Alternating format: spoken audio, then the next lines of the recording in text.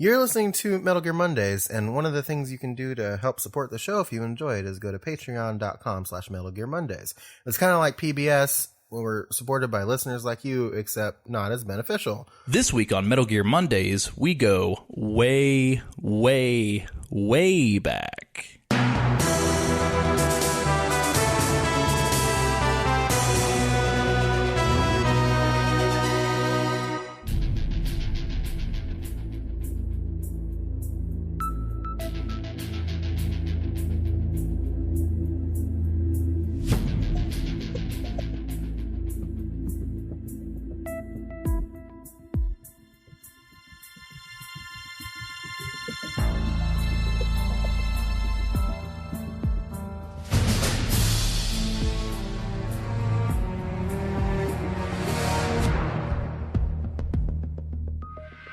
Ladies, gentlemen, boys and girls, welcome to Metal Gear Mondays, the official, unofficial, super unofficial indie Metal Gear book club, games club, podcast, roundabout, talk about show where we talk about Metal Gear and all things Metal Gear from start to finish, top to bottom, inside and out, left to right, unless you're Japanese, right to left. And as always, I'm your host, Alessio Summerfield, and this week I am joined by not Samuel Wright, but joined by Isaac Lim.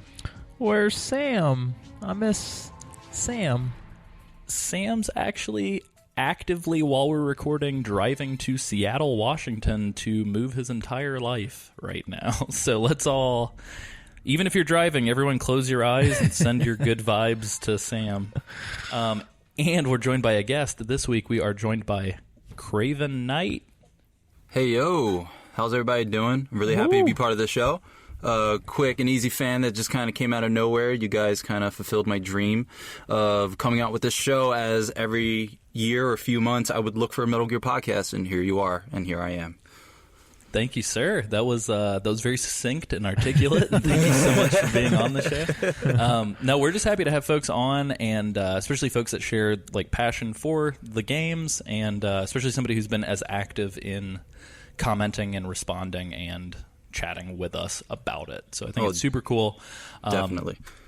And yeah, no, it's awesome. Before we dive too far into anything, I do want to talk to you, Craven, about sort of how you kind of got into the series, like what it is about it that sort of kept you like playing the games, like sort of where you're at now with the games, stuff like that. Like what's kind of your background with Metal Gear? So my background with Metal Gear is it started probably when I was about 11 or 12 years old, when my older cousin, I grew up in New York, and at that time my older cousin kind of played all the games that I never really got in the beginning. So he was playing Metal Gear. I think I originally saw him playing against fighting the Hind D. And hey, that was a good snake. I always wonder if I do an okay snake, because I only hear myself and no one else ever hears me do it. But you just do it in your bedroom when I'm just alone, and I'm just alone and just practicing my snake just for opportunities like this. But no, solitary snake, pretty much playing solitaire as solitary snake. But no, I watched my older cousin play video games most of the time, typically Metal Gear and the Resident Evil games, because I was a scared little bitch when I was a little kid. Hell yeah, cool older cousins, dude. I totally have played many a Silent Hill through a cool older cousin. Oh yeah, I even had a buddy of mine that was a couple years older that I watched him play Silent Hill games because I was too freaked out by it. But yeah, me too, man. Me and Isaac both, actually. I think we're a bunch of soft boys on this show right now. Me especially. But no, he was playing fighting the Hind D with the I think the Nikita missile or whatever, and I was really drawn to it. I was just really into it. Just the action movie feel of it. And because I really loved action movies, even some of those really obscure action movies that we may remember as kids, but you try and bring it up and describe it, and no one has any idea what the hell you're talking about. And like a fever dream movie. Yeah, and yeah, I was really into it, watching him play the game. And then my mother bought me a PS1 for Christmas, and she ended up giving it to me early because I knew she had it because she went to Sears with me and just told me to go look around while she go purchase it. And so I ended up, she ended up giving it to me early, so I pretty much didn't have a big Christmas gift that year, and I got Crash Bandicoot Warped, I think. Nice. Nice. And then the summer after, I think it was like for my birthday, I got Metal Gear Solid. So I still have that same original case to this day. I just don't have the booklet. But no, I played that game. I remember playing it all the way through. I even got the strategy guide, which I still have to this day, that I helped use. Pretty much I wanted to find everything within the game. So that was kind of my intro to the games, at least playing it, or at least getting into it was with my older cousin, and then finally being able to play it on my own, which being a little scaredy cat too. It was. Oh, it's intense, dude. Like it the ninja is. hallway and stuff like that. Like, that stuff it's super it's spooky. very dark, and it's like, especially has a dark hue to it, and it's intense, but it's really it really pulls you in too, and I really loved it, and I really dug how complex the story was, even though as a kid I had no idea what the story really was, but I was really intrigued in learning everything about it. So I was so excited at the idea of like a second one coming out, that like I seriously only purchased a PS2 specifically for Metal Gear Solid 2. That's awesome. And for Siphon Filter 3, which turned out to come out on the PS1 anyway. But no, I even saved up my allowance. I got like $30 a week. I saved up my allowance and whatever little extra money I would get, and saved up to purchase a PS2 with my own money. So it was like the first big giant purchase I ever did as like, 14, 15 years old, was getting that PS2, playing Metal Gear Solid 2. I pre-ordered it at Toys R Us. Didn't really need to, but I did, because I got nothing special with it. And then I didn't get to play it because I shared a room with my sister, who decided to go to sleep early, like uncommonly early, around 8 or 9 o'clock, so I can barely play it. But, I played it. I only played the demo for Metal Gear Solid 2 at a Toys R Us. I never actually got the demo physically for myself. So I had to... Sure. I remember my neck being in pain because the screen was like 10 feet up, directly above my like head. 180 degrees from your face. Yeah, it's awful. But that's pretty much like my intro to the game and being into it, buying the action figure. I remember finding the action figure at Toys R Us and dropping the action figure after playing with it all the time. At like 12, 13 years old and playing with the action figure, I dropped it and the head just popped right off. But I used clay and put it inside just to hold it in place because I didn't have anything else to put in there. But no, I was like just obsessed with the game, to that point. I even got to when 2 came out, I got some of the toys. I really wanted to build the Metal Gear Ray, because if you got the action figures for part 2, they all came with pieces. Oh, that's right. Kind of like Marvel Legends do now and all that, and the new Power Rangers legendary figures that come out. You can build the Zords. You can build the Metal Gear Ray. And I wanted to do that, but I only had the one figure. I think I only had the Snake. I don't think I ever got a Raiden or anyone else. But to this day, it's like there's like one comic book store, collectible store, that sells the whole series of the action figures from Metal Gear Solid 1, but they sell them all as a bundle instead of like I'm every sure it's individual. Like $300 or something. Actually, it's not that much. It's probably about $150. If anything, is doable. But like. But it's something that I've always wanted, was to have the entire series. But like to be able to build a little Metal Gear Ray would be freaking awesome. But no, ever since I've been so obsessed with that game. When Metal Gear Solid 2 was coming out, I got the EGM, the Electronic Gaming Monthly, and whenever they did a cover story on Metal Gear Solid 2, I just cut all the magazine pieces out and put them on my wall. That's how obsessed with it I was. And then so we had like a true blue like Metal Gear fanboy on the show. Oh yeah, I freaking love that game so much. And then 3 came out, and I didn't jump into 3 as hardcore as the other ones, and I think it was just an odd time because I think that's when I started working. I was working at McDonald's at the time. Sure. So, but I did also play Twin Snakes, but I was working at McDonald's, and I saved up my money. Even though I didn't have bills at the time, it was easy for me to buy a GameCube. So I bought a GameCube specifically for Metal Gear Solid Twin Snakes. That's awesome. But I can go on and on about that stuff. That's pretty much where it all started. No, that's perfect. No, I love it. One, like, as much as easy as it is to like point a finger and be like, oh man, like that's crazy. You bought a console just for a game. Yeah. As I was thinking about it, it's like I totally bought a PS3 just for Metal Gear Solid 4, and then I totally bought a PS4 just for Metal Gear Solid 5. Yeah. So like I'm right there with you. Yeah, and I do have a funny story about, because Metal Gear Solid 4 is the first game that I pre-ordered to where I went to the midnight release. Oh, nice. And in Minnesota, I live in Minnesota, and I live in kind of Emerald Grove Heights, Minnesota. So it's like kind of like a small suburban like town that's kind of out of the way from actual Minneapolis, probably like 20 minutes away from Minneapolis. And so, but it's, when you think about stuff, like you think about New York or California or anything like that, when a big title comes out or a big movie comes out, you think, oh my God, it's going to be a bunch of lines, it's going to be sold out. Not out here. It's not like that out here. How many people were there? It's probably about less than 10. Like, you know. Nice. So did you get to like chat with a bunch of other like Metal Gear fans? I did, and it's weird because like, okay, so I am a kind of, if you look, I'm a very athletic looking guy. I stand out from, you know, from the typical kind of nerds that you would see, kind of like whether they're overweight or there's a very scrawny or just very timid. Like, that wasn't me, and I was wrestling at the time. Craven's a solidus snake, yeah, pretty much, if you will. But so no, you're a burly octopus man, is what you're saying. pretty much. And so I'm just kind of there. And then this is like a weird time because they had, I think it was a Red Bull, some type of energy drink, but they had these girls come out in a truck in like one of those sponsored cars with the, you know, the big, I think it was a Red Bull with the big Red Bull on top. And there's like these really pretty girls that came and stuff. And I just kind of felt all the guys around me were very timid, shy, and kind of to themselves.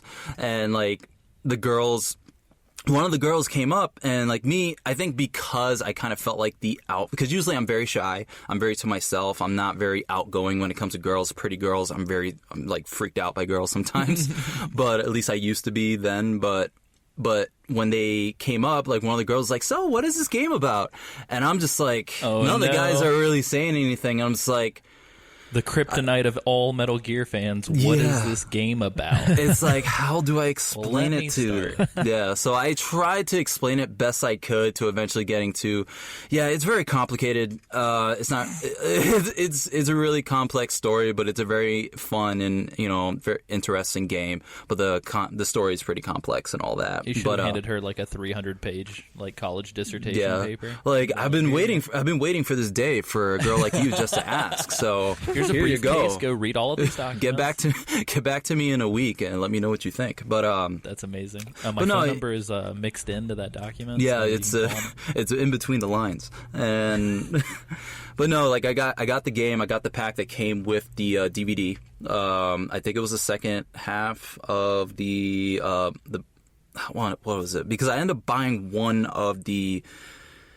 What is it? I ended up buying one of the things on eBay. It was the video that's kind of like a documentary of the game, and all that. It's the two-part DVD. Well, no, that's Metal Gear Solid 3, where it was like the pre-order DVD, and then the second DVD came in the box for subsistence. Yeah, I think with 4 there was like a making of Blu-ray. Yes, that I watched, and I for some reason I decided to try and watch some of it before I finished the game. So and it said like do not watch this if you haven't completed the game. I was like, okay, I won't. And no, I didn't watch it. No, until after. But like I really dug it. But whenever I have to read subtitles, I kind of get completely out of it. But that was, I got that and it came with the CD. And I think because of the CD that it came with the music from the game, that was the beginning of my obsession with listening to the scores from the game. Where it's like the music from Metal Gear Solid is like music that I can play in my head all the time. I even listen to it at the gym. I'll listen to it if I'm trying to read a book, which is like awesome because like, you know, wordless music is very intense. The book gets very intense. Like I'm reading a freaking, you know, autobiography about a wrestler, but for some reason it's very intense and full of action with the music. But no, it's But I love that music, and you guys reminded me, after listening to one of the podcasts, you guys were talking about the skateboarding in Metal Gear Solid 2. You reminded me of the Metal Gear Solid 2 theme, the cool version that they came out with, and I was like, oh my god, I wanted that version so bad, and I, you know, YouTubed it and all that stuff, and I have YouTube Red so I can stream it while I'm like at the gym and all that stuff, but no, I'm obsessed with the music, and it kind of started there, and I would listen to it at work and stuff while I'm doing stuff. Even so much to this day, and this is not, and I'll end my rant on this with because I do tend to ramble, so I'm sorry. But you're totally fine. But whenever I'm working on a task, especially at work or anything, and I'm finished with the task, I typically go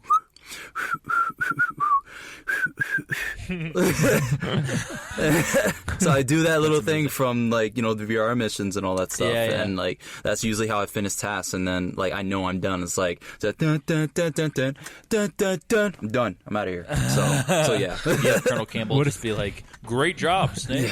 What if you fail a task? Impressive, Snake. Or damn. Then the game over. Yeah. Yeah. It's like I don't finish fast enough, so I get I don't do it in good time, so I get damn. Yeah. That's awesome. Well, it's a good thing too. So like, your story is actually kind of perfect because like eventually we do want to talk about like action figures and do like an episode on the music. Yeah. So you kind of touched on some really cool shit that Yeah.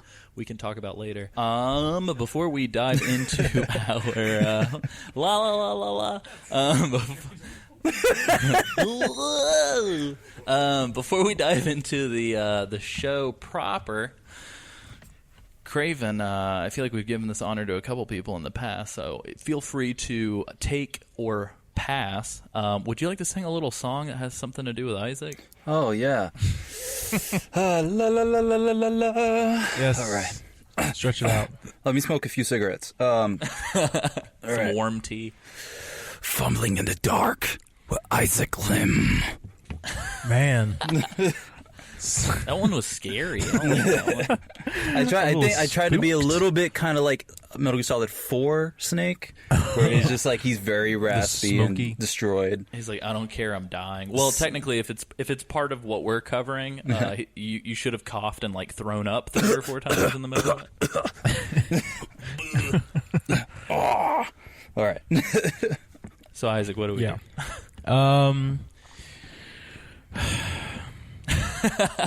I'm kind of honestly, I'm drawing a blank because it's been a few weeks. Oh no! Yeah, that's true. Oh, man. Yeah, Let me think it through. because we did record like 2 episodes on the same night, like 2 or 3 nights in a row. And then we had the break. So give me a break. Oh, okay. All right. Act 3, Sam's favorite part.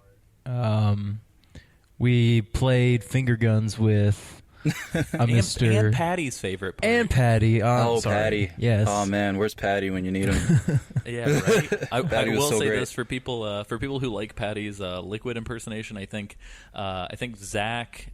Zachary James, friend of the network, might be writing a script where Nick Ziegler, Zach, and Patty come together to voice different snakes. Oh, So that's excellent. If they end up recording that, we'll have to play it on the show. Awesome. Isaac, continue Yep. that. And then I'm not giving you a free pass. so then we play old school with Eva Evil and Eva. she does a couple jumps doing her best Eva Knievel impersonation on which her has been turned into a meme thanks to our listeners as well. on her trusty motorcycle. And then we play finger guns with Mr. Ocelot Man, and he destroys everybody. Yeah. Everybody. He even cooks a big boss. Yeah. The barbecue. He was marinating for so long. He had to cook eventually. You got to taste just nice and moist after being in that bag for so long. Oh, can't I feel forget like that. marinade bag, Big Boss. Might be my favorite thing. He was preserved just properly.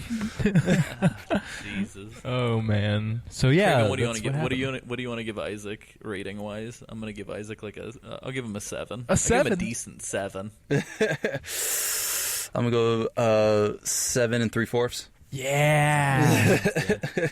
Got the fractions going. Oh yeah. I promise I'll do Not the better. fractions. Maybe, but maybe not. Well, yeah, so this week we are going to be covering Act 4, which, Craven, thank you for the awesome background, because we're going to dive into a lot of where this series started for a lot of people. So, hell yeah. I have to say, I am truly honored to be part of this part, because this is indeed my favorite part, in at least my favorite playthrough of any Metal Gear. Out of all the Metal Gears, is this specific part. So be my first time on here and being part of Act 4, the beginning of it all, is freaking awesome. So It's Nice. so good, man. Yeah, I forgot how. Like, I remember the first time I played this part, I really dug it, but I forgot how cool it was. oh my god, it literally, because it was a huge surprise to me. Like, I remember actually almost tearing up. Like, I don't have a lot of tears to shed, but when I do, they really mean something. And it was for Shadow Moses. That's awesome. We wept for Shadow Moses. I Yeah. want that on my like gravestone. Well, the funny thing is, like, with wrestling, after a while, it's like, well, no one knows that. Every time I say, because I'm from the Bronx in New York, I don't sound like it, but that's where I grew up. But I always said, like, oh, from the Bronx in New York, but the announcers always get it wrong and say from Brooklyn, New York. And I was like, screw it, I'll just come up with something wacky. And it's like, say it's from Shadow Moses, New York. And he was like, what does that exist? And it's like, oh, it's from a video game.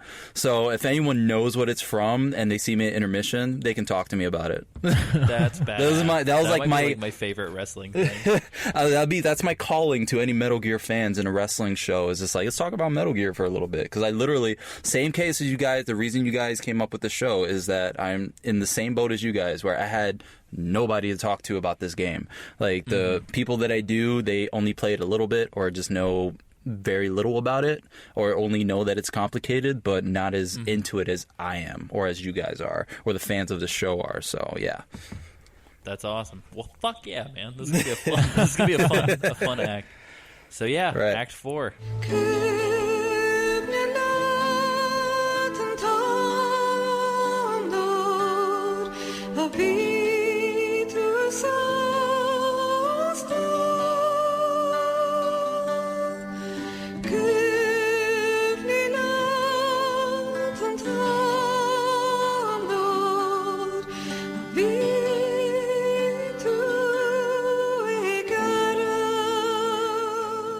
As always, we start with our sort of obligatory mission briefing.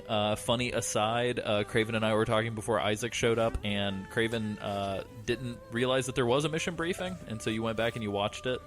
Is that right? well, I knew there was a mission briefing. I was thinking about it. I was like, I know where my save is, because I told you before, I have a specific save file for Shadow Moses, so if I ever felt like playing it, I can go to it.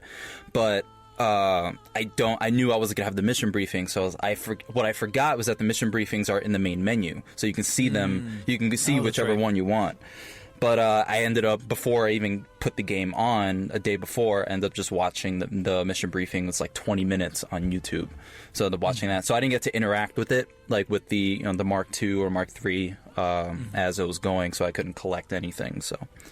Gotcha. Yeah, and I think as far as the collection aspect goes, I think it's just like another attempt to get the Otacon face camo. Okay. Because you guys keep saying that, because I didn't really look into much of like specifically how or what you collect throughout the game. So being someone who said that they're so obsessed with the game, I didn't look that much into it, but I think it's a matter of just getting older. But you guys kept mentioning how you bump into people and stuff comes out, and I never even knew that. That was completely foreign to me. Yeah, it's super weird. Like I don't know if the item itself actually falls out, but if you ram people with the Mark II, it'll make a noise whenever you got a thing, and then after the mission briefing is over, it'll be like, here's what you it'll got. tell you. Like All the right. pickup sound. Yeah. Because I don't know if I maybe have done it on accident, but I never realized that, like, if I actively just ran into people, I'll get it. Yeah, I don't remember how I figured it out the first time, but I definitely figured it out whenever I was playing for the first time without a guide or anything. I imagine it's where the characters are in a specific spot and you can't get around them. You just keep ramming into them, hoping they move. Yeah. As always with the other mission briefings, this one does kind of open with that sort of like egg scene. Yep. The weird thing about this one is Sonny is singing the train stations, the Yes. Japanese train stations that AI Colonel Campbell kind of freaks out and says in MGS2. Yeah. And I think they make an appearance in the other games as well. Yeah, and I believe also, like, at the beginning of all these briefings, whenever, and I don't remember if you guys mentioned it or if I saw it in like a retrospective thing on YouTube, how every time she makes an egg, the eggs are supposed to symbolize something or supposed to mean something for what's coming. Yep. Oh, I did not know that. Yeah, well, so- that explains the weird thing that happens with the yolk. in Yeah, this the one, yolk because combines. that doesn't happen. Yeah, Yeah. like yolks don't like combine in So- a frying pan. I think it's supposed to be like Sunny is some type of fortune teller with her eggs, but she's not telling anyone the fortune. It just happens, and we see it. So, and awesome. For some reason, I was thinking the combining of the egg yolk was supposed to be, like, what is it? Liquid Suns is the title of the thing. So I'm thinking it's supposed to be, when Liquid and Ocelot combined. I think that's what it meant, maybe. I'm not sure. Gotcha. That's at least how I saw it, trying to find the symbolism in that, because I knew the eggs are supposed to mean something. Mm-hmm. So that's awesome. I had no idea. Well, yeah. the more you know. That's awesome. But yeah, so essentially for the most part, I mean, I know like all these mission briefings are roughly between like 15 and 20 minutes each. Mm-hmm. This one, for the most part, though, it kind of like it hits what it's going to tell you in like the first 5 minutes, and then they just repeat the same thing like 3 or 4 times. Like, it's kind of frustrating that it goes on for as long as it does, because like having having that friend that has to force things to make it very dramatic when it's not that big of a deal. Yeah, kind of. Like, it's super weird because so like for all intents and purposes, the mission briefing could have just been what we see at the very beginning, which is like the Mark II having jumped aboard the ship with Liquid and Naomi. Mm-hmm. We see like the video feed. And so we see this like eavesdropping of a conversation between Vamp, Naomi, and Liquid. And essentially what they say, and again, they're going to repeat this part several times, so we're just going to go ahead and say it right here. Liquid says, hey, we need to nuke JD, which is sort of the AI core that controls all of the Patriots systems. And then he's like, oh, it's hiding in space in some debris in a satellite. And then they're like, well, how are we going to do this? All the nukes are controlled by SOP. We need a loophole. Oh, like, let's go get Metal Gear Rex. We can shoot a nuke with its railgun. And then the video cuts out, and literally for the rest of this, it's Otacon telling Snake the exact same thing, and then Roy Campbell jumping on and being like, y'all talking about Metal Gear Rex? And he tells us the exact same thing. And, like, it's super weird. I love your perception of it. He's just like, hey, Colonel Campbell here. You guys talking about Metal Gear Rex? That's cool. I want to talk about my 2 cents. Yeah. Y'all talking about Shadow Moses? I love that shit. What's going on? Like, it was the weirdest. Like, I don't know. I just don't understand how, like, Roy even knows what. Because, like, every time he Kodak calls, I don't know if it's just like he's saying the same shit and they just don't want to be like, Roy, we already know, dude. Or if it's just like, I don't know. It's like he has to be listening in somehow. Is what it feels like. He just has it on the background. Yeah, dude. He knows. But yeah, to kind of go a little bit more in depth as to why the hell Rex is required to nuke this AI in space. Essentially what it is like they go a little bit in depth, mainly because Mei Ling calls, which is super dope. We get to see sort of MGS4 graphics version of Mei Ling. And she calls from aboard the Missouri, which she says is the only boat, which is super weird. It's the only boat that's not controlled by the SOP. And so she's like, oh, it's fine. Like, I can use this boat. I will meet you guys. Let's all go to Shadow Moses because I've been able to trace that that's where Liquid and company are going because they want the Metal Gear Rex. And then Roy Campbell kind of tells us Metal Gear Rex never got retrieved after the first game. So literally for the past however many years, 16 years-ish, there's just been a Metal Gear in the middle of a base, in the middle of an island in Alaska, doing just a nothing. Nuclear robot just hanging out there, just sleeping.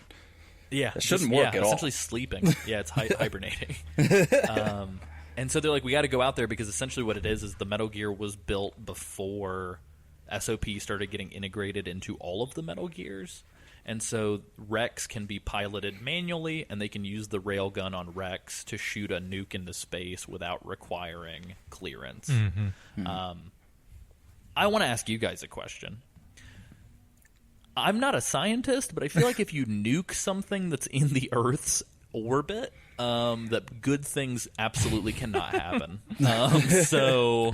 Like the specifics, I don't know, but I am pretty sure that's not good. Even if he hits his target, isn't that going to like fucking permanently ruin parts of the planet? Well, you saw Iron Giant, right?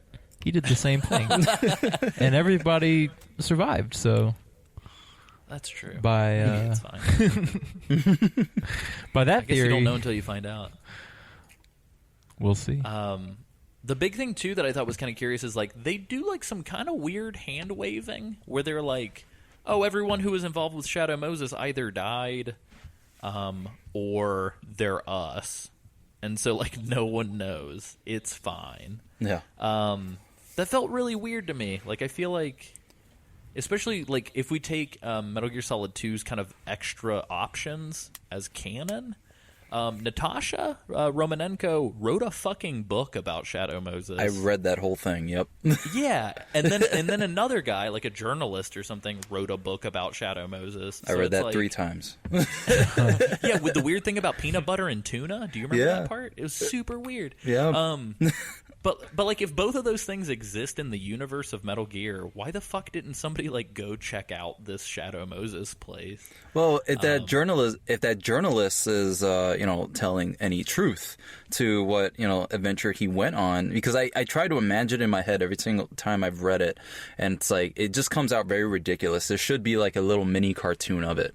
Yeah, right. Because he comes in just riding like with the insulation of a big giant fish over his body from what it says in the book, and then in the end he's like captured by some military, and then he is saved by some dark figure. He doesn't know who it is, so we don't. And I was never sure who it was alluding to. It's like, well, Snake is not just hanging out at Shadow Moses. He can't be, and also it's like it can't be Frank. He's dead. He got crushed. It's like, who the hell would it be? So it seemed like a weird ending to it all. But like, yeah, it's an insane story, and I think a cartoon of it would be really cool. Yeah, somebody should do that on YouTube or something. Yeah. But yeah, so I don't know. Anyway, long story short, we're all just going to Shadow Moses. Yeah. And right as I was like, cool, like, let's finish the cutscene and let's just do this thing. Raiden in the corner is just like, don't forget about me. And like everyone's just coughing because, like, by the way, like this whole time Snake's just like hacking up along the whole cutscene to the point where it's kind of I don't know, just kind of distracting, where like people are talking and then dude just like almost throws up several times. Yeah. Or at least it sounds like it. And then essentially Raiden and Snake get into this, like, I wrote in my notes, full-blown poetry battle. Oh my god, yeah, I took that away from it too. It's like, these guys are talking to each other in a way that two men like this would never talk to each other. One of them being half robot, one of them being a freaking clone that it has accelerated aging. It just seems very odd. It's like, everywhere I go is shadow. And then Raiden's like, I don't have a family. And then Snake's just like, nowhere that you go with like, me will ever have the daylight. They're trying to outbitter each other. It's like, exactly. You're not meant to live. Well, like, I have no family and I have no this. Yeah, well, like, I can't reproduce. Or, yeah, well. Yeah, my favorite is Snake's just like, I'm about to become a walking weapon of mass destruction. And then Raiden's like, all right, dude, you got me. Like, he should gloat about that, if anything. Like, yeah, I'm a fucking weapon, son. I will say this is the first time I noticed that Rex, like REX, is capitalized. If anybody knows what the hell Rex stands for, or if it's like even an anagram or anything like that of anything, I don't think it's like each letter stands for a thing because I don't see any periods. But yeah, it's just interesting to me that Rex and Ray are always capitalized. Yeah. Yeah, I never really noticed that either. Like, I'm searching to see if anything comes up, but nothing is really sticking out what it's supposed to mean. For sure. I'm sure it, like, I don't know, I'm sure it has something to do with, like, the reference to the animal or the fact that it's, like, a weapon. Yeah. Did you guys... So, they mentioned that, like, okay, I thought it was interesting that they were like, oh, man, Shadow Moses Island, like, the water is rising, so I kind of get this implication that it's, like, due to global warming, which I thought was actually fun, that Metal Gear is just like, the ice caps are melting, dog, and it's like, cool, like, our whole fucking country can't even agree on this, but Metal Gear sure as fuck knows what it's all about. Yeah. They're just like, ice caps are melting, Shadow Moses is like falling into the ocean, like, hurry up and go. So I kind of had it like, it was neat. I felt like there was a little bit of urgency, even though like islands don't go underwater overnight, so I don't really know what that was all about. But on top of that, I will say that for me, it sort of seemed like in the midst of like a pretty serious conversation here at the end, Snake fell asleep. Did you guys get that as well? I feel like Snake, like I know that he wakes up after the next scene, but it feels like he totally just like dozed off in the middle of this conversation on the Nomad. Yeah. I don't really remember that, but I think maybe a little bit. I'm not really sure if I remember that. Towards the end? I just watched this like weird. a few days ago. Yeah, at the very, very end, if you notice, like right after Raiden's like, all right, I won't go with you. I'll let you do your thing. And Otacon's like, all right, let's go. If you look, Snake just like his head kind of slumps. Okay, yeah. And like he just kind of like he looks like he's just like silently like breathing and singing. And like it's almost like in the middle of talking, he's just like, I'm too old. Ooh, it's all that poetry just completely wore him out. Yeah, I bet. That's true. Oh man. And then he wakes This up. is definitely the act of old age too. Yeah. I feel like at some point this whole act just becomes old man jokes for like the rest of the act. But anyway, let's get to the fucking meat and potatoes of this act that everybody wants to hear about. So Snake falls asleep. What happens after Snake falls asleep? Okay. I wasn't sure if I was going or Isaac was going. I expected everyone to be I really didn't know what was excited. going on. Holy shit, it's Metal Gear Solid 1. And Yes. holy shit, this is the reason why this game can't be on any other format. Because Sony, I'm pretty positive, owns the rights partially to Metal Gear Solid 1. And the fact that this scene is in the game means that you'll probably never see this game on PC or Xbox. Yeah. But holy shit, like it's literally like Metal Gear Solid 1 is inside of Metal Gear Solid 4. And Yeah. so I'm going to say I guess for Isaac is a little bit different because this is his first time playing that. But for at least for you, Alessio, when you got to this part, probably not so much for you because you probably played part 1 so much, but like I kind of had a mini freak out trying to figure out, holy crap, how am I going to control this? How am I going to do this? Like this weird, like I don't know. I kind of somewhat, even though I played it so many times, I kind of had a little mini freak out because of the adjustment. But I also just nostalgia freak out, just like, oh my god, I'm playing a little bit of the first game. Like how, like am I going to play and then it's just going to morph back into the game, or do I have to play up to a certain point? Are they going to make me play the entire Metal Gear Solid 1 before I continue the game? So like, I was really unsure. Like play all of it. Yeah. What were your reactions against the play-by-play? I'm guessing I had the same reaction as Craven, and it was like a sort of a mini freak out because I was like, "What happened?" So The game broke. Yeah, It looks really weird. It was very bizarre, but it was very cool, and I was like, trying to remember what I did the first time through, because I was like, crap. I hope I can remember where to go. Yeah, you've had everything just like microcosmically shoved into your brain in the last like 15 months. A little bit. Where it's like most people have been able to like, I guess, play all of these games like Multiple times over the course of like a couple of years. Yeah, I've had like one little playthrough and then on to the next one. To me, in my head, I just imagine Alessio just having Isaac in a bunker where Isaac lives with hired mercenaries, just having him like, here, play this. Okay, 15-minute break, come back, play this. It's like keep that. Going, keep playing this. Okay, now this. What's Read that little mini show where that guy that really sucks at video games? Game Center CX, yes, the greatest show ever. Game Center CX is so good. Yeah, you're like Arino. That's like me because I suck at video games.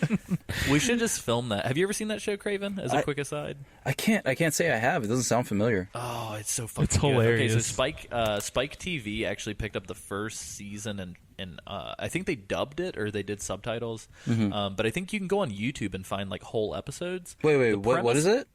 So it's called Game Center CX. The Game premise of Center. the show Okay.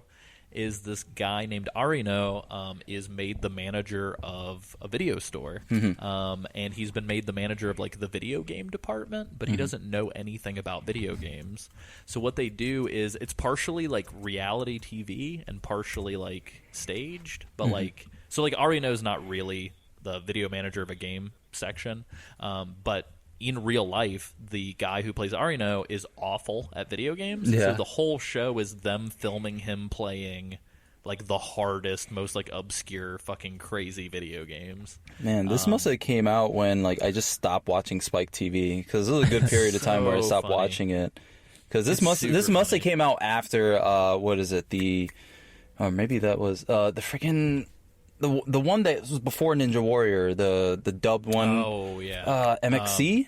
Yeah. Oh, MXC. yeah. It's MXC. almost in that same vein where Yeah, they like it picked seems up, like a it. weird Japanese show. It's really good though. Yeah. And then like in the middle of it, they'll do like he actually goes to the game developer and interviews them about the game he's playing sometimes. But it's super crazy. So yeah, I could not give a better recommendation. I gotta check of, like, that a out. Weird show. But yeah, that's Isaac. That's for me. Metal Gear Mondays. I'm locked in a room We have to for give Isaac like hot 2 pads years. from time to time and like help bandage his hands. But Oh, yeah, man. so it's crazy. And for everybody at home who maybe has never had experience with this game or like don't have access to play the game, I would definitely recommend Tetra Ninja, YouTube user Tetra Ninja, has like an entire walkthrough. I think it's in 43 parts. It's pretty good. He does a little bit of commentating, but it's not like over cutscenes or anything, so you can effectively watch the game. But the part of MGS1 that we do get to play is the helipad. So it's like right after the dock section, but right before the tank room. And we just get this super cool helipad section that has all the bells and whistles of the actual Metal Gear Solid 1. Like, they didn't strip anything down at all. No. But there is no SOCOM in the truck, which sucks. But there's the chaff grenades in the middle of the helipad with the spotlights. There's the guards patrolling. There's the sort of camera cutscene. And I think essentially it's from like the moment you enter the building, either from above or below, that it just like goes back Snaps to up. Yeah, MGS4. and you just wake up and it's almost like you have the mask on and you morphs from Metal Gear Solid 1 Snake to Metal Gear Solid 4 Snake. It's super cool. And then Snake says, like, I had that dream again, which is kind of funny. He's constantly like, dreaming of that one part. Yeah. Did you guys do any? Because I mean, honestly, I kind of beelined it just because. So the reason why we were on break last week is because I moved into a house and me and my wife got sick and just all kinds of crazy shit happened. And I know it's cool that we live in a house now, but it was just very stressful, and we had to like move in the middle of like literally a 4-day thunderstorm. So it was a little crazy. Yeah, but, the weather working against you. Yeah, I would have liked to have been able to like play and take my time, but instead I had to like slam Book through it. this. Yeah. Did you guys kind of discover any sort of neat little things during this sort of like flashback sequence, or Isaac, I'll let is you that go pretty first. much it? I didn't really discover anything new per se.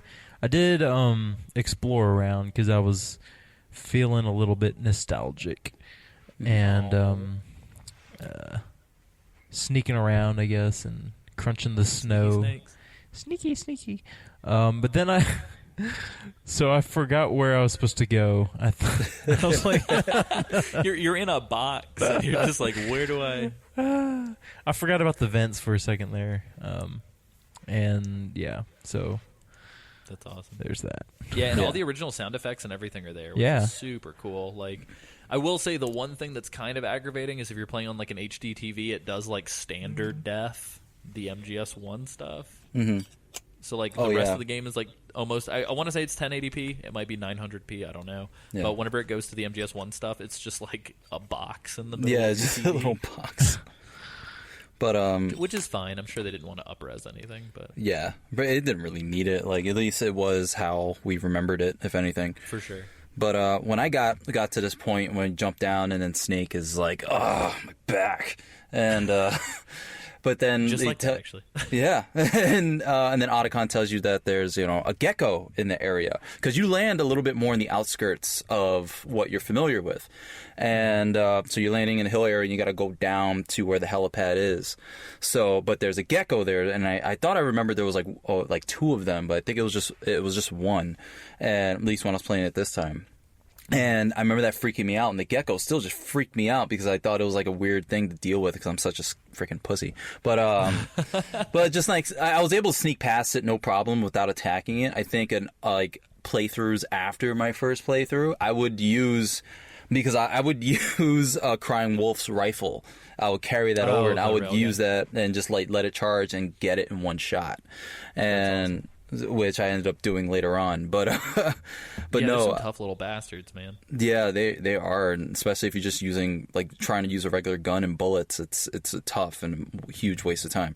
But you get down to the area, and then it starts playing the theme that plays at the end of Metal Gear Solid 1, which that is a song that I grew obsessed with ever since I finished the first game. I love the sound of that music. I don't understand what it's saying, but I love how beautiful it sounds. And like that's the song I even listen to at the gym. I would still listen to it to this day. It's one of those things that people hear me listen to. It's like, what the hell are you listening to? It's like, this is really out of character for you. It's like, I really love this freaking song, and I think because of what it means to me. But I would I think that moment too when you crest the hill, because like, so essentially what happens is when Snake wakes up from his like flashback dream, he then gets to where he needs to be. Otacon dumps him off, and then essentially we're in the middle of like a huge snowstorm. And what's super dope is like you're kind of like, at least for me, I was going through this snowstorm area and was like, where the fuck am I? Like, am I gonna see parts of Shadow Moses that I didn't get to see during 1? Yeah, that was kind of what I was hoping for too, is like seeing things I haven't seen before, but then they just they kind of throw things in there that were never there in the first place. Yeah, you like hit the top of the hill, and like the snow is pretty intense, so you can't see that far. Yeah, and then it gets all over the screen. Top of the hill, yeah, all of a sudden you're just in the middle of the heliport in modern day, which is super cool. Yeah. So that's kind of like taking us up to where we're at now. Yeah. So we're at the helipad. I did kind of explore around to see if I'll find anything, and pretty much nostalgically they kind of put stuff, as if they should, like rations would be in the same spot that they were years ago. What it's supposed to be like 9 years ago. That it's like, you shit, original. dude, you got it at this point. Yeah, like I already got this already, didn't I? And it's still here, but it should be frozen. I shouldn't be able to eat it. But no, they have stuff just planted kind of in similar spots. They still have the chaff grenades in that same spot.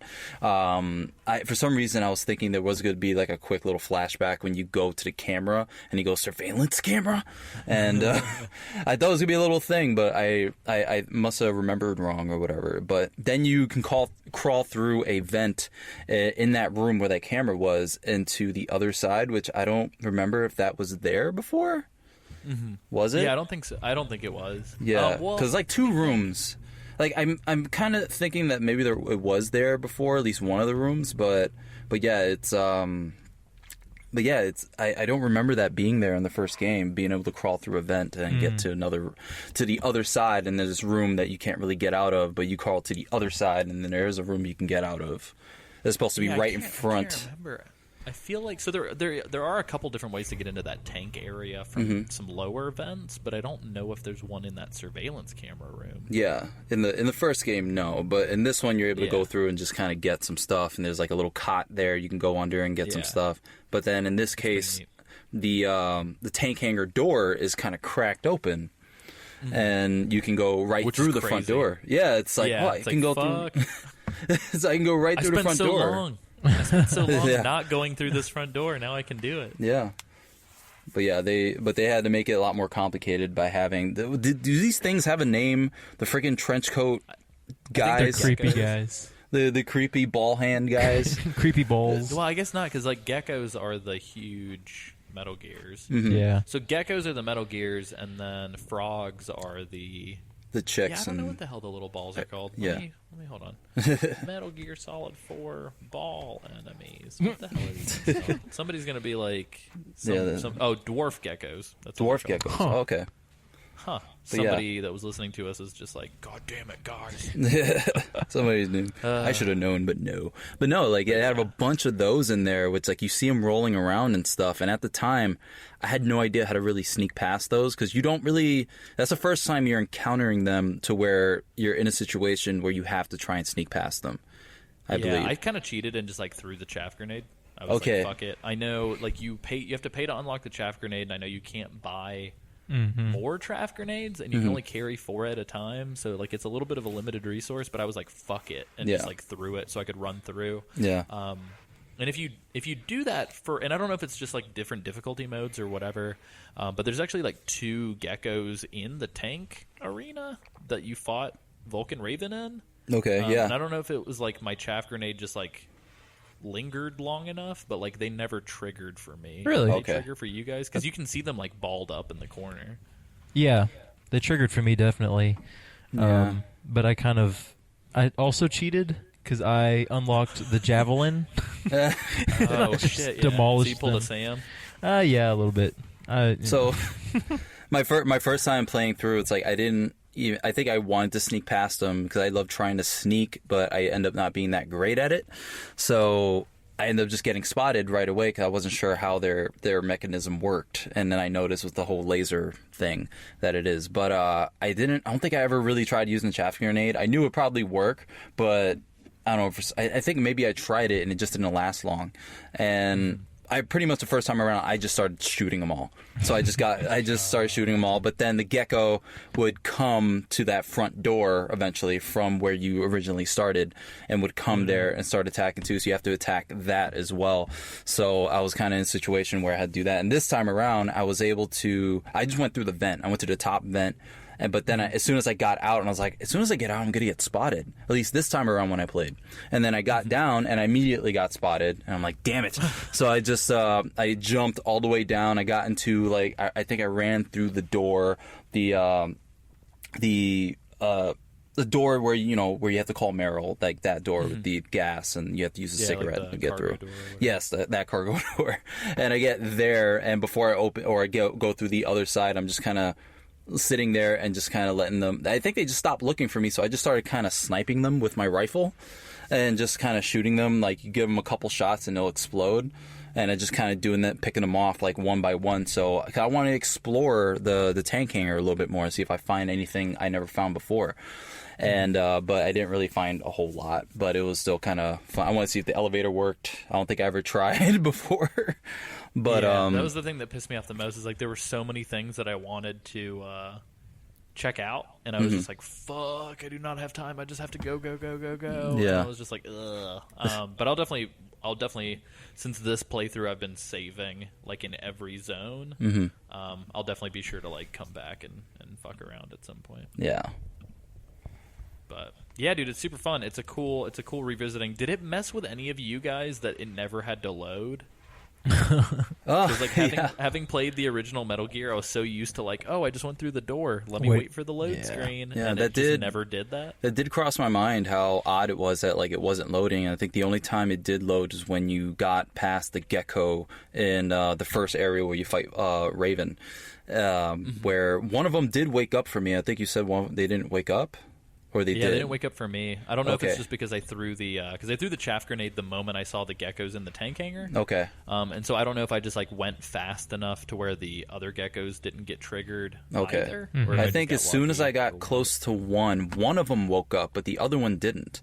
And so it was the one on the right side that woke up, and he started going around, and you hear Otacons like, "Oh my god, that gecko, he's awake!" And then I just kind of sneak past him, and I was able to just sneak past him and all that without them seeing me. But yeah, it was. I just couldn't remember. I was like, do they wake up or do they not wake up? It's like my period between playing this game, has like been so long that like little things I just start to forget. But yeah, that little portion freaked me out. I think I remember the first time them both waking up though. I'm not sure. Okay. I guess it's just different for everybody. Yeah, Right, I know, on a like, harder randomizer. difficulties, it's supposed to be like pretty tough as Yeah. well. So I wasn't sure if it was just a normal difficulty thing, but Well, it's like one of those things that reminds me because, the different difficulties, and I don't remember if you guys talked about it when you were playing Metal Gear Solid 2, was that, because I remember playing on hard on Metal Gear Solid 2, and when you get to the point where you have to freeze the bombs, there's more bombs.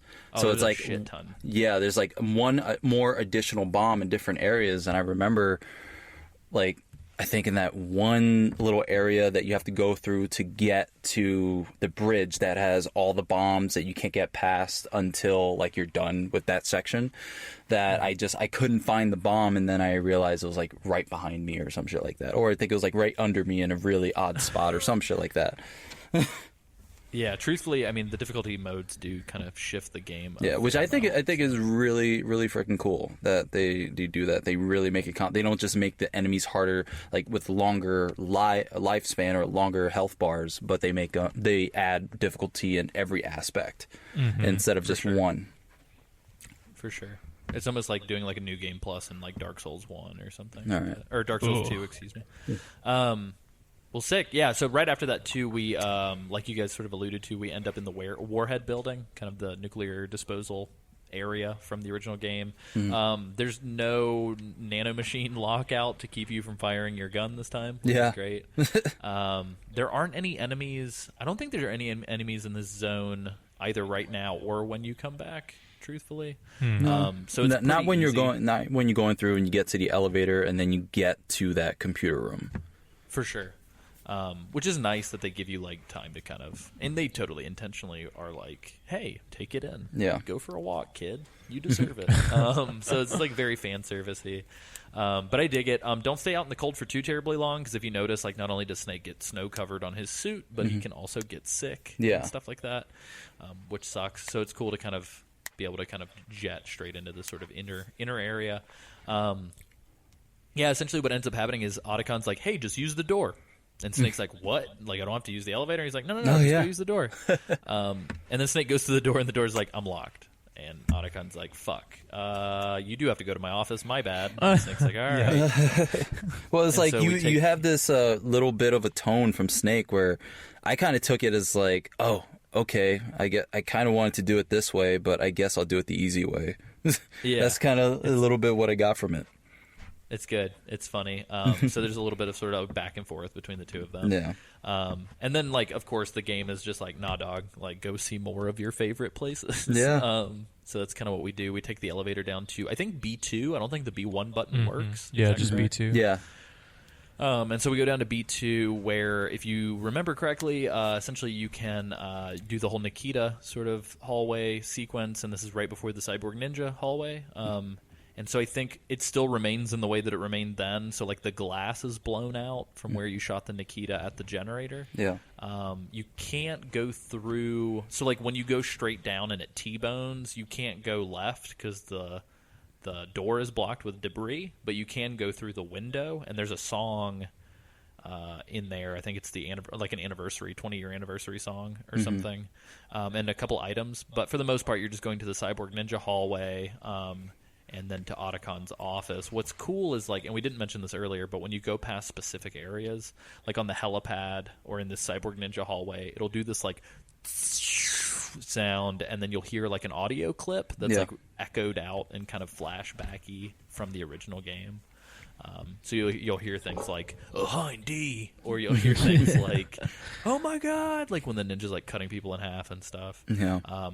So it's super neat, but you end up in Otacon's old office, and it's not only a nostalgia trip for us, but also a nostalgia trip for the characters, because they talk all about, like, hey, this is where we first met, and, like, how crazy is this? And there was a little spot when he tells you to go to that door, to just go to the door, and it turns out you can't open it. He gives you a code to remember. And it's kind of like a challenge to the player and a jab at Snake as well. Because I remember playing it the first time. I was hyper alert the first time I played. So I remember the number. I wrote it down. But this time, I think because, like, you know, I take commissions from people to, like, make stuff and all that. So I was, like, going back and forth with, like, 2 people on my phone while playing the game. So while the cutscene was going, I completely missed the point where Otacon told me the number. I thought it was coming later. So I was thinking... And so I got to this part, and he's like, do you remember that code? And I was like, shit, I don't remember him saying any numbers. Oh, my God. This is the first time I'm going to forget the code. So I was like, well, I don't know what happens. I guess I'll do it. And I just put in a random number. And he was like, Snake, that's not the code. Oh, yeah, didn't the psych meter go down as well? I think it goes down a little bit, and then he just kind of belittles Snake a little bit and just kind of gives him grief about his memory. And then Snake goes... because, like, I have it written down right here. And it's like, if you had it written down in the first place, what the hell you need me to remember for? But, yeah, right? But then Snake's like, oh, yeah, I just remembered it right now. Like, right after you did, it's like that insecurity. It's like, oh, yeah, I knew that. Yeah. I just didn't remember it then. But yeah, that was like the first time I dealt with that. And it was just like, God damn, I did not hear when that actually happened. Yeah, it's super. It's funny. There's stuff like that, and like Otacon calls him like an old geezer at one point, and all this other stuff. So it's kind of weird. I know the minute we entered Otacon's office, my immediate first thought was, "Oh, I wish there was a pee stain, like where Otacon peed himself." And then later they name drop it. They're like, "Oh, there's still a stain." It's like, "Oh, that's weird." But yeah, there's the Police Knots poster where it still used to be, which is super cool. They've replaced one of the posters with the Zone of the Enders 2, which I was sort of like, hey, wait a minute, you didn't used to be here. And Snake has to keep jabbing himself with more syringe drugs just because he feels like shit. But essentially, Otacon's cutting on the power and unlocking the doors and stuff like that. But he comes across some surveillance tapes where we can see that Otacon notices that Naomi and Vamp are actually, like, they've been here a couple hours ago. Yeah. So the stakes are kind of higher now. Which it's weird, the moment that, like, they're like, oh man, the stakes are high, they've been here a little while ago, all of a sudden Otacon and Snake start shit-talking Naomi, having like a boys powwow, and I'm like, shouldn't you be speeding up? Yeah. Like, what are you guys doing? Shouldn't be focused on the task at hand instead of just, like, you know, berating some chick that you thought betrayed you. Yeah. Yeah, it's like, why don't you guys ask her when you get there and just go ahead and get there. It's a little bizarre, but and also we forgot to mention, so the Metal Gear Mark II has been lost to conflict, and now we have a Metal Gear Mark III, which I think is just different in name. I don't know if there's actually any. Oh, and there was something I wanted to point out when they were on the boat, when the Mark II was on the boat.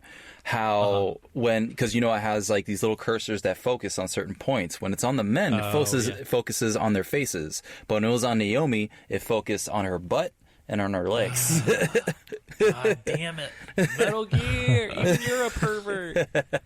And it goes like right between her legs, and then it like hits her, and then she looks at it, and then he grab it and all that stuff. Isn't that Snake controlling the Mark II? Was it? Oh, yeah, maybe. So, well, I don't think he was controlling it whenever it was on the boat. No, maybe. I think, yeah, when it was on the boat, when it was just kind of on its own. Maybe one of them. I'm assuming it was Otacon. It has to be Otacon because Snake is probably sleeping. But Otacon had to be controlling it because it was kind of alone and to jump on there. So I think because I think the whole idea is that the Mark II is following you around the entire time. So and so Otacon has to be controlling because that's Otacon's way of being at your side the entire time. But then in order to make sense of you being able to control, or at least the Mark II just kind of roaming around and you getting information, it has to make it look like Snake is controlling it. And I think that's just like a little gem to throw in there at the fan to show Snake on a PS3 controller, controlling a little robot. I think that's really what it mainly is. But I think ideally what it's supposed to be is Otacon controlling the Mark 2 or 3 the entire time. For sure. Well, and I would say too, on top of that, there was an interesting tidbit where I noticed that on the screen for the Mark II, it says like OLED, which is like the OLED is like Sony's sort of like proprietary screen tech or whatever. So it's like the same screen that they use on like the PlayStation Vita and stuff like that. Yeah. So there's just a bunch of weird like Sony it's like jerking. Hardcore Sony advertisement throughout the entire game. Yeah, definitely. But yeah, outside of that too, there are a shit ton of flashbacks, like the press X to see flashback, just like in this whole section for obvious reasons. But one of my favorite things was they all get nostalgic about the fucking key cards. Yeah, and I was like, "Are you kidding?" There's a flashback for the key cards. Hated that. Yeah. I was like, "What are you talking about? I don't want to have a fucking level 5 card that can't open level 2 doors. Yeah, like, Don't mourn the loss of the key card. Yeah, because even in Twin Snakes for the GameCube, they changed that too, to where whichever card, I think that's what they did. They changed it to where you didn't have to keep switching. It was just kind of like part 2, where whatever updated, like if you had the highest level card, then that was the one card you needed to open up the lower levels. Like it made sense, but yeah. But that was an annoying aspect of the game, is that like you had to keep switching the cards, and it's like, God, this freaking sucks. Yeah. So, but yeah, and that sort of concludes a little bit of like the nostalgia trip within the office. I mean, there's some things in here like compress and like rations. And was the PS1 magazine? Was the PS1 still there? I don't remember looking around. Look for it. I didn't look around for some reason. Yeah. I can't remember. It would have been really funny if they put a GameCube in there. Yeah. I know there's a bunch of like Police Knots posters hanging up Mm-hmm. and whatnot. Hell But Yeah, I just can't remember if that sucks. Damn it! I'll double check. We'll double check. If you know, please write in and tell me. But yeah, so we essentially just go back up to the elevator and go back up to the floor. Well, there's also really... the gecko that was in that the electrified floor room area. Oh, it's a matter of sneaking past that thing, and like how do you guys deal with that situation right there? Fuck, I'm trying to remember what I did now. I didn't even take a note. you probably of it. just sneaked right past him then. Yeah, probably. Because this is a point where I think I chaff grenaded again. Did you? I think I was speed running this. Okay, shit. yeah, you were. Grenade, I'm out of here. No, like the first time around, I freaked out because it just kind of comes out of nowhere. There's like a jump scare in the game, as jump scares get in that game.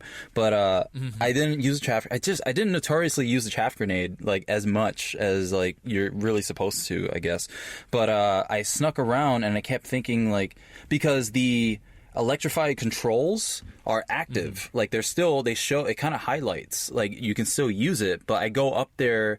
Because right. I think the first time around I kept trying, I fought the thing, I kept trying to destroy it, but I was like, I really want to use electrified floor. There has to be a way. I never did it before. And then I go around after it turns around and all that, and I get to that little panel, and for some reason, I immediately just realized that, oh yeah, it's the Mark III that's going to turn it on, not Snake. So I automatically started using the Mark III. Mark III has the little the wire to connect to the thing and just kind of whip at it and turn it on. You turn on the electrified floor and it destroys the Mark or the gecko right off the bat. So that's badass. Yeah, I completely forgot about that. Yeah. Well, right on. Yeah, I think right after this, so we hit the elevator, we go back to sort of the top of the warhead area, and then we kind of book it for the door. I can't remember if there were any dwarf geckos that appear. No dwarf the gecko geckos. Came back. A gecko appears out of nowhere. Like an RKO just appeared out of nowhere. Like, where the hell this thing come from? Was it just hanging out on the level that we couldn't even get to? Like, it just comes, and I'm like, son of a bitch, I gotta deal with this too? I have no way to destroy this. Huh? I know. He used the elevator, but like, where did he come from? Where did he go? Where did he come from, Knyte? Yeah. Oh, I'm sorry, that was awful. Yeah. I'll let myself out. I apologize, gentlemen. But yeah, so as we kind of get through this area, it's super weird. There's two boss fights in this act, and this first boss fight's like right the fuck here. Yeah. It's just sort of like, boom, here you go for it. You did good. So this act is kind of, at least this first half of the act is very chill. Like, it's just like, nostalgia. You had a fun nostalgia trip. Yeah. Now fight a boss. But we're kind of, essentially what I did was I kind of, you get like an SVD in a storage room before the cutscene area and some ammo and stuff like that. There's a shit ton of stun grenades. And so I bought the stun grenades and smoke grenades unlocked through Drebin to kind of prep for this. Also, I was doing a little bit of homework to see if I could find like an easy way to take the boss down that wouldn't take forever, because I knew that this fight was a little bit more time intensive. And I found a neat little trick, which I will tell you guys about when we get to it. All right. But essentially we trigger this cutscene with a big scary dog railgun Beauty and the Beast unit member. It's the one from the beginning that took down the fucking Wardozer. Yeah. And here we are, essentially Snake's just kind of like hawking up along still. This Beauty and the Beast member just like pops out of the back of the dog and uses the railgun as like a sniper rifle.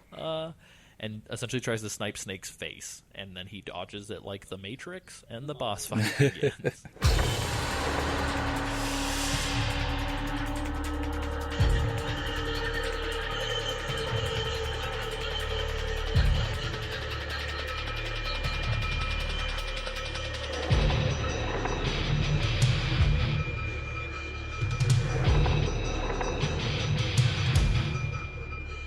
And a bunch of frogs are here too, just to kind of make things worse. But essentially, we're in the Sniper Wolf arena, and this is, I guess, this is this game's version of the end, in a way, like the sniper boss battle, where it's like this huge open area in the middle of a snowstorm with a bunch of frogs, and we have to find the boss. And she randomly generates kind of where she's at the beginning of the map when you fight.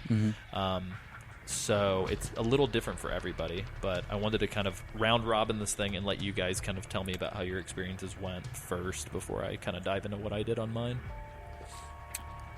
Isaac? Craven, would you like to... Isaac, would you like to go first? Oh, man. Yeah, let's do that. Isaac, we'll do the Isaac. Isaac, how was yours, your first time? Well, I will say it was frustrating, to be concise. I died a lot during this part. I thought it was a lot of fun because it was the snowstorms kicking up and you can't really see very well, so you got to put the night vision goggles on.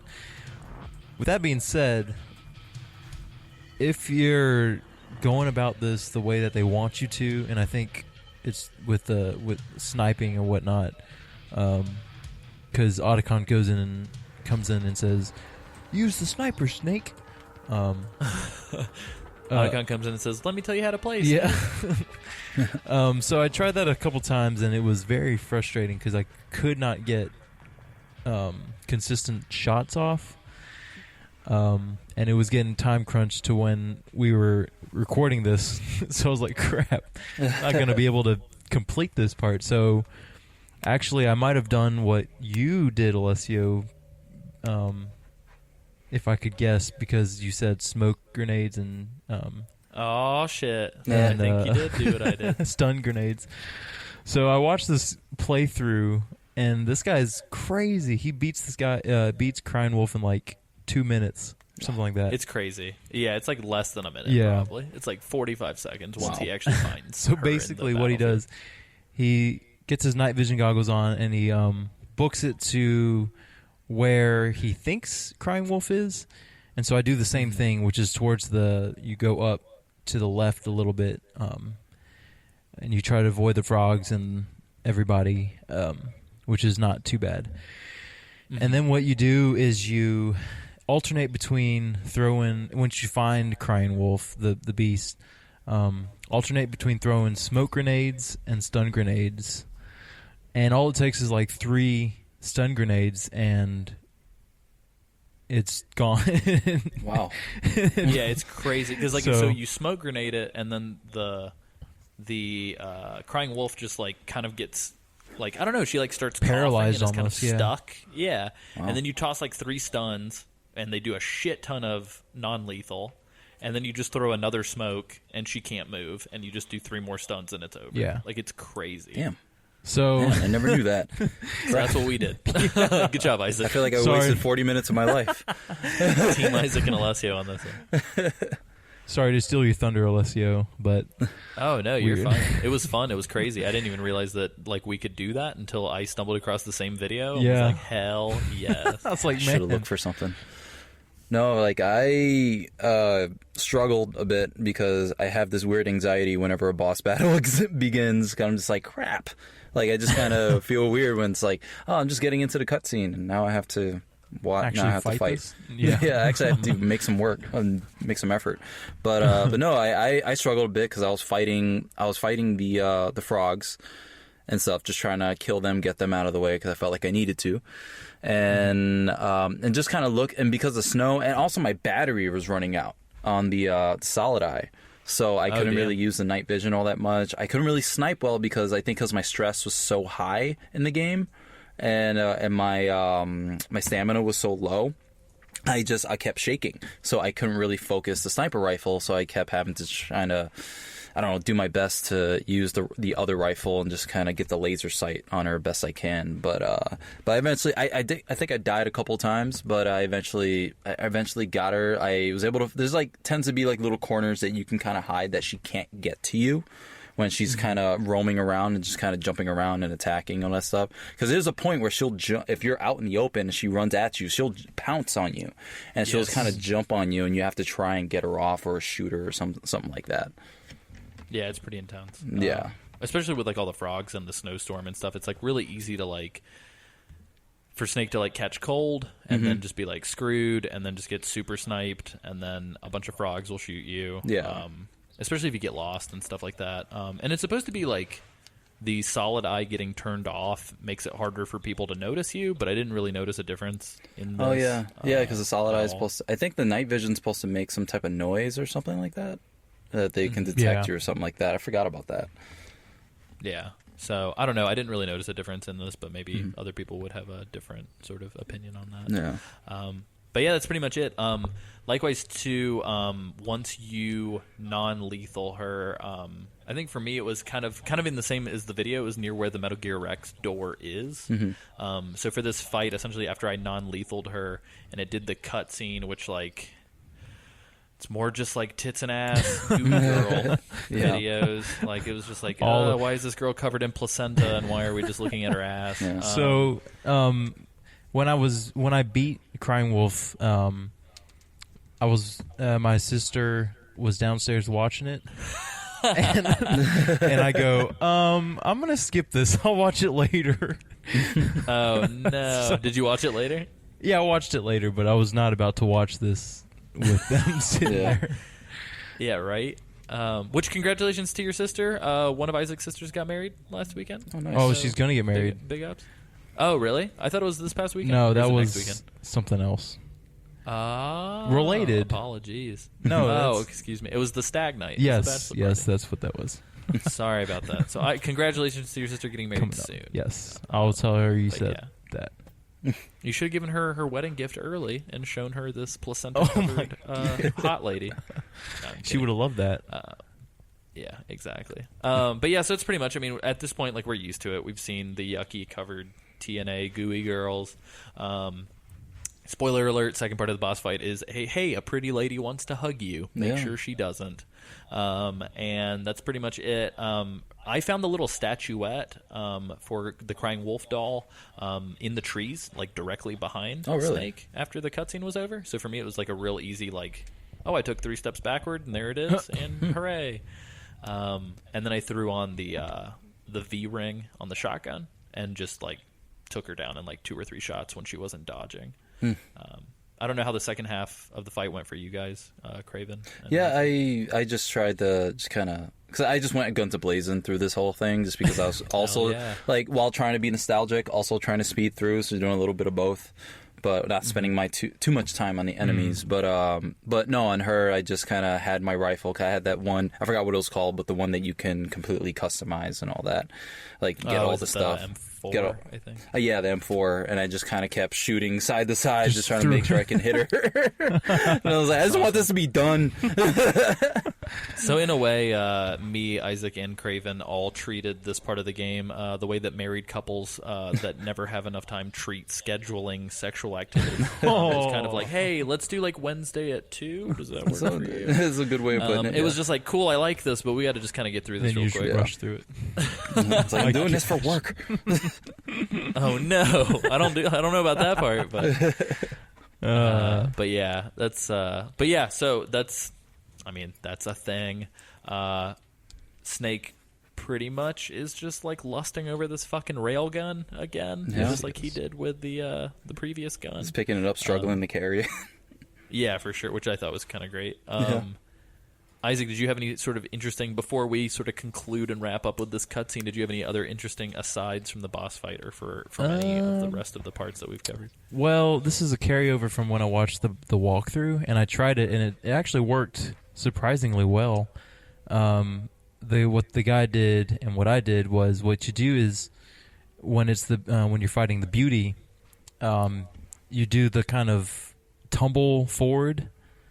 I don't know what that's called, but you hit X and you tumble forward. X roll. Yeah, X roll. You do it like right in front of her, and it kind of stuns her a little bit.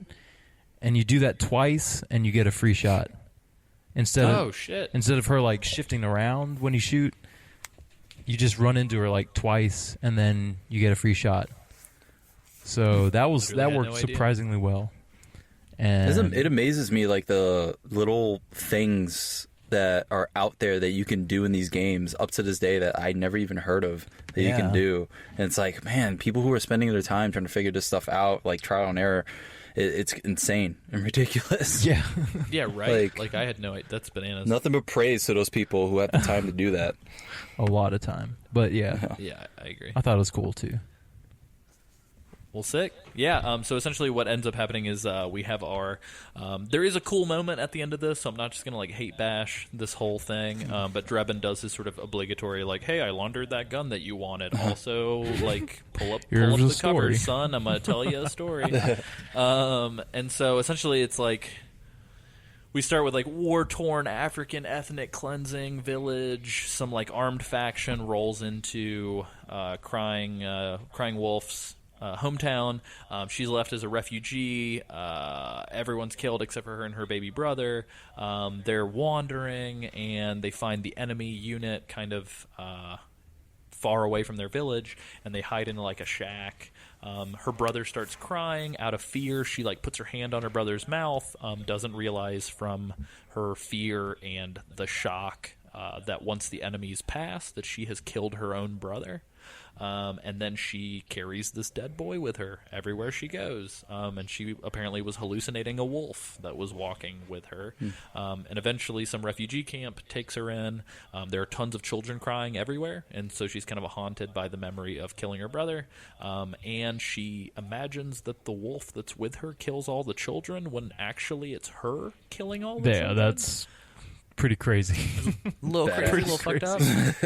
Yeah, and like on the eve of like some enemies raiding this refugee camp, which like I don't know what fucking world this is that this takes place in, but everyone's getting raided by enemies at all times. Yeah. Essentially, whenever the enemies show up to raid, there's not a single child left alive because she killed all them babies. No, that's an insane story. Yes. Yeah, it's very intense. Yeah. And so, unlike the previous ones, which I'm pretty sure the previous Beauty and Beast folks to this point was essentially just like a weird, like, she's covered in ink and then feathers take her away and all these other things. For this one, it's kind of the same as the end of Sniper Wolf, where like a wolf shows up and kind of like mourns the loss. Yeah, mourns and carries her away. Yeah, instead of Sniper Wolf, the Sniper Wolf situation where the wolf kind of mourns and that's all we see, this wolf just straight steals crying wolf, which I thought was kind of ridiculous. Yeah. So yeah, and that's, I mean, she carries her on its back, and that's it. That's this boss fight. Did you guys have any sort of wrap up thoughts on the first part of this act before we kind of roll into the wrap up? A plus. Yeah, I thought A stands for Alaska.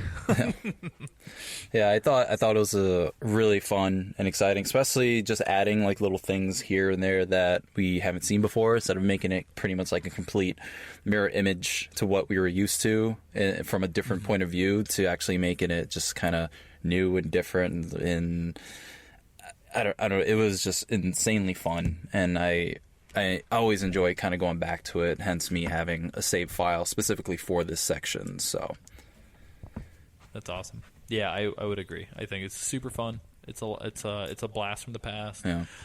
It's really, really cool the way that they pulled the concept off. And it almost feels like, in a weird way, that the whole game was kind of built around this, in a sense. For this moment? And I'm actually... yeah, I mean, to some extent. Yeah. And I feel like they've done these little homages throughout the game, but it's kind of weird to me that if this was supposed to sort of be the intended end of the entire series, it's interesting to me that they didn't try and pull something like this with like MGS2 or some sort of direct MGS3 homage. I mean, I know that we did like the motorcycle stuff, and like MGS2 influence is all over this game, but it's interesting that they didn't like straight lift something like this sooner. But I'm glad that they didn't, because it made this moment kind of make it that much more impactful. So yeah, that's dope. Just to kind of wrap up and kind of do some housekeeping stuff real quick, I did want to say, so like we'd kind of mentioned before, so Sam Wright cannot join us this episode because he is on his way to moving to Seattle because of his sick new job. Once he gets to Seattle and gets all sort of taken care of and all that jazz, we are going to have him on the next episode because this act means a lot to all of us, and Sam wants to be a part of Act 4. And we would love to have him be a part of Act 4. And likewise, Craven, if you have the time to finish the act, we are extending our invitation for you to kind of rejoin us as well. I know originally Nick Freda was supposed to be on the next episode, but he is also moving to California. Everybody's moving. Everybody's moving to the West Coast. Me, I'm just moving in with my sister, just a few, just up the street. But like, yeah, I'm moving as well at this point. Yeah. Oh, I just moved too. I moved a mile, so everybody's moving. Yeah, but no, I am grateful for the opportunity to host again. So I'm excited. I definitely finish up the game, specifically for the show, and finish up the long cutscenes. But I do look forward to the end of it. So. That's awesome. At And least I'd the love end to of have you this and act. Sam on, because I know both of you guys have like a very, very rich wrestling background. Yeah. I think me and Isaac's wrestling background is like to the extent of like the documentary Ultimate Christian Wrestling that a friend of ours did, which is phenomenal. You should check it out if you guys have not. It is a documentary about Christian wrestlers in rural Georgia hosting and creating their own wrestling federation. Yeah. It's super interesting. Even if you're not religious, or if you are religious, it doesn't really say anything about the religious aspect. It just kind of shows you, which is super interesting. Yeah. But yeah, you should check it out. It's always an interesting thing, like doing shows because I've done wrestling shows in churches. So Yeah, it's exactly. it's very interesting. But typically those crowds aren't really all that into the wrestling itself. They just kind of tend to just be there.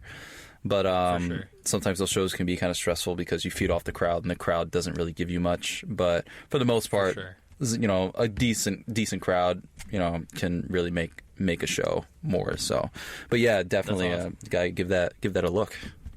Yeah, man, it's super good. But yeah, so speaking of all that too, just to kind of segue into our plugs from like a less of a housekeeping section.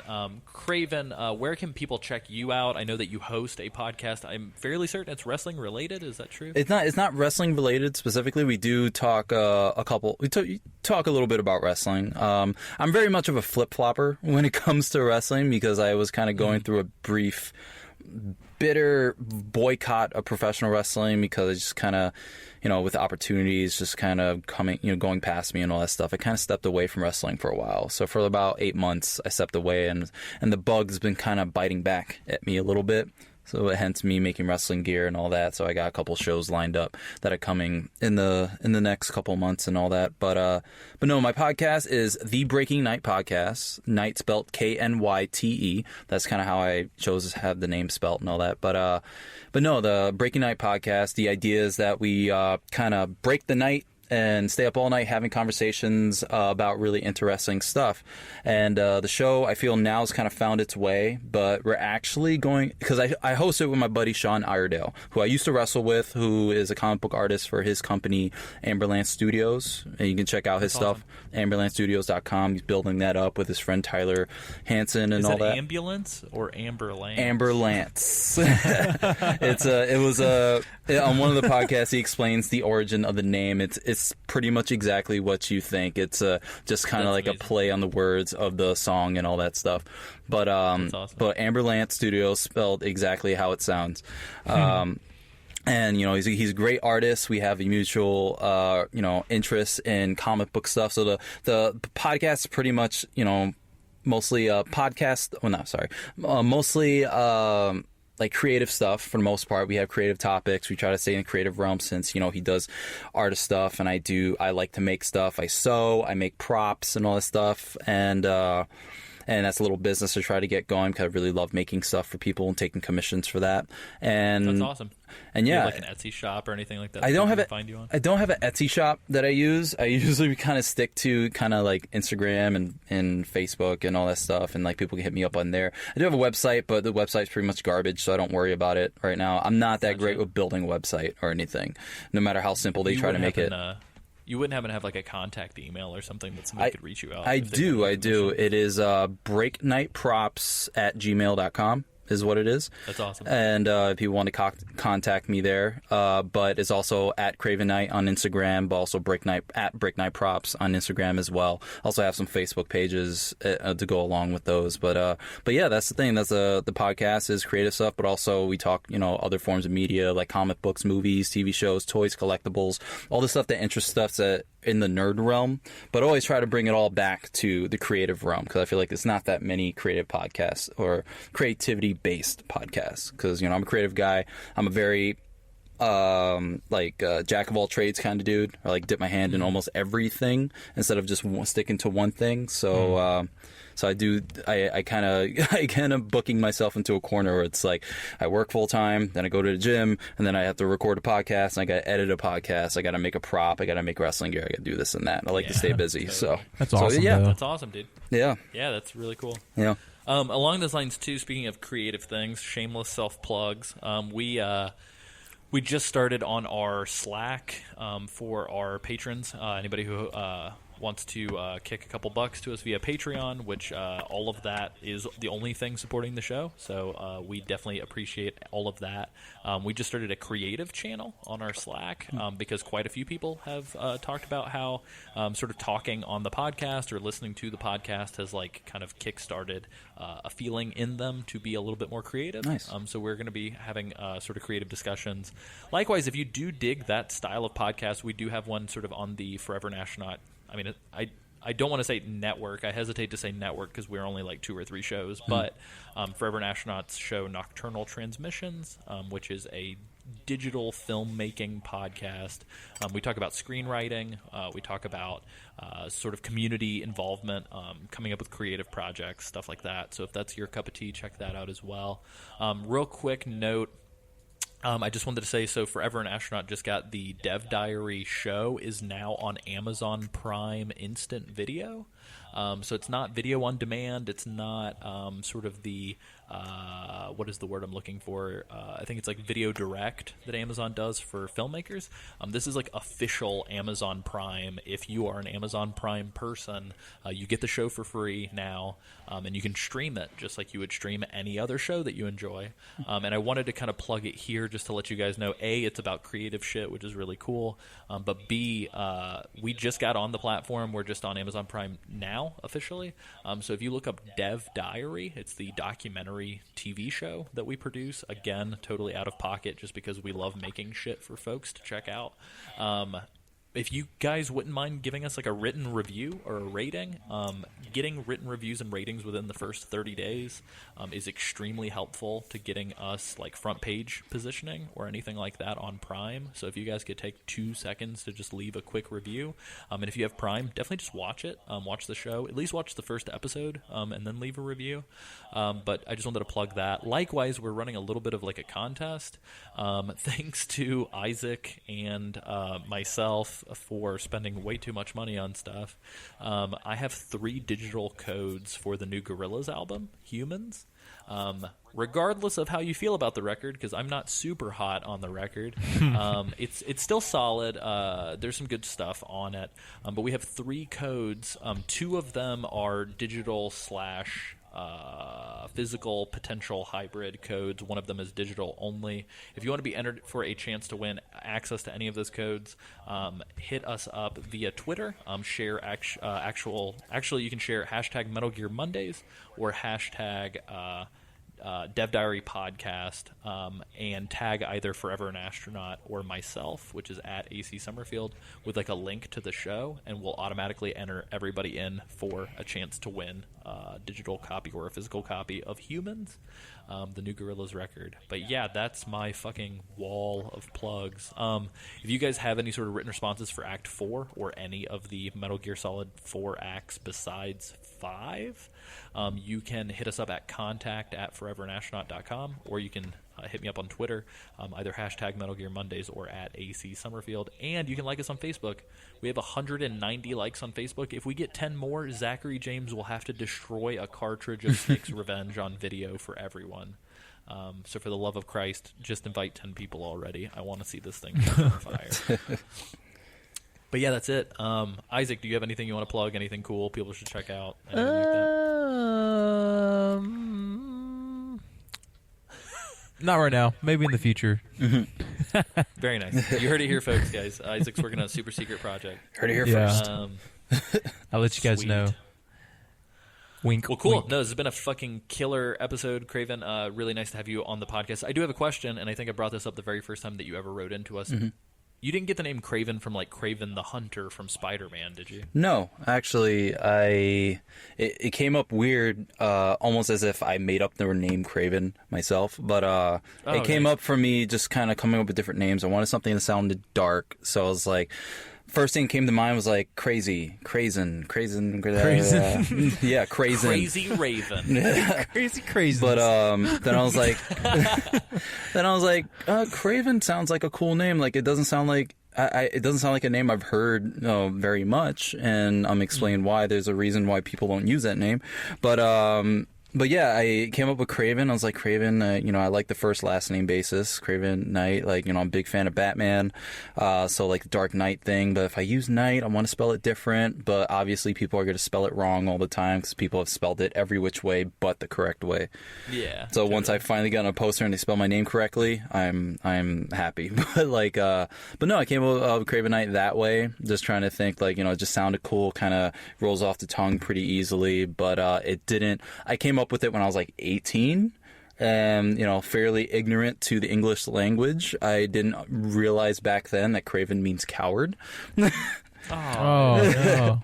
Damn it. But for 12 years in the wrestling business, or at least under that anyway, I kind of just stuck with it, and it can be used as fodder for promos against me and all that stuff, which is and all that stuff. So I dig the name. Who's taking out political ads against me? I'm concerned. Are you okay? Are you safe? Do you need a place to stay? I think I need a place to stay. If you got a shed that I can probably shack up with Isaac in the shed that he's being tortured in.